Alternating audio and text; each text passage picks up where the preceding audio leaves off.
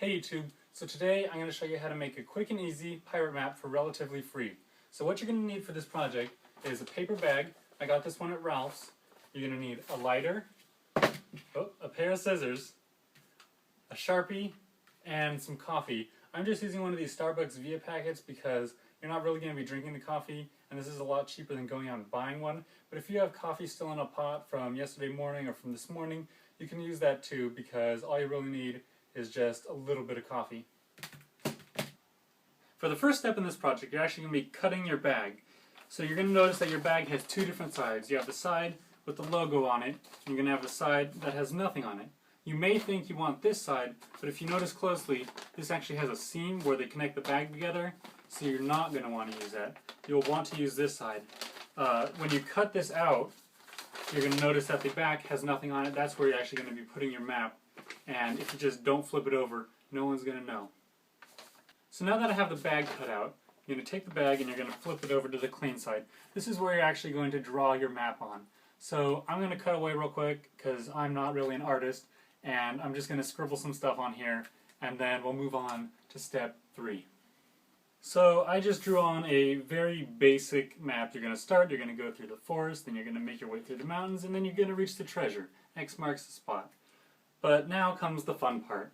What you're going to do is you're going to take your bag and you're going to crumple it. Just like this. And then you're going to uncrumple it. And you're going to notice that even with just one crumple, it's starting to get all these lines and these nooks and crannies and all that. It's going to make it look older, and it actually makes it feel more authentic and more realistic. So you're just going to crumple it for maybe 10 minutes or so. You're just going to keep crumpling it, uncrumple it, crumple it again. If you have a table or something, you could rub it along the side of the table. You could try crumpling it in different directions. Just have fun with it. Stomp on it if you want. You could really, it's really up to your imagination how you want to crumple it, but just make sure you crumple it for like 10 minutes until it gets really nice and old looking. So now that your map is nice and crumpled, what you're going to do is come outside just like this, because the next step involves fire. Just a disclaimer, if you're young, let your parents do this part because I don't want you to get hurt. What I found the easiest way to do this was, you're just going to take your map and you're going to fold it in half, and then kind of just roll it up into a nice little tube that you can light the end of, because what you want is, you just want to crisp all of the edges, and I'll show you how it looks afterwards. So, you're just going to light it, and you're just going to let it burn for a second, just so all of the edges get nice and burnt. And then just stuff it out, and voila. There you can see that some of it's still smoking, but it'll go out eventually. You can see that the map now has ragged edges, and it just looks older. So that's the whole goal with this part.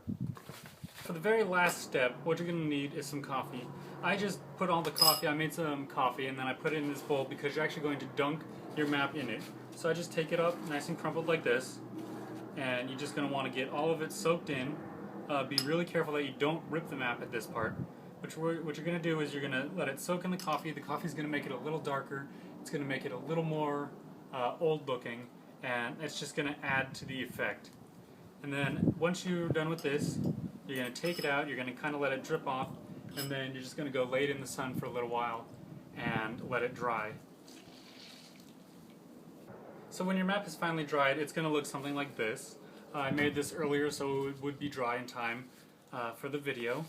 But you can see that it has this kind of feel to it. It feels old, and it feels like an old map, the way an old map is supposed to feel.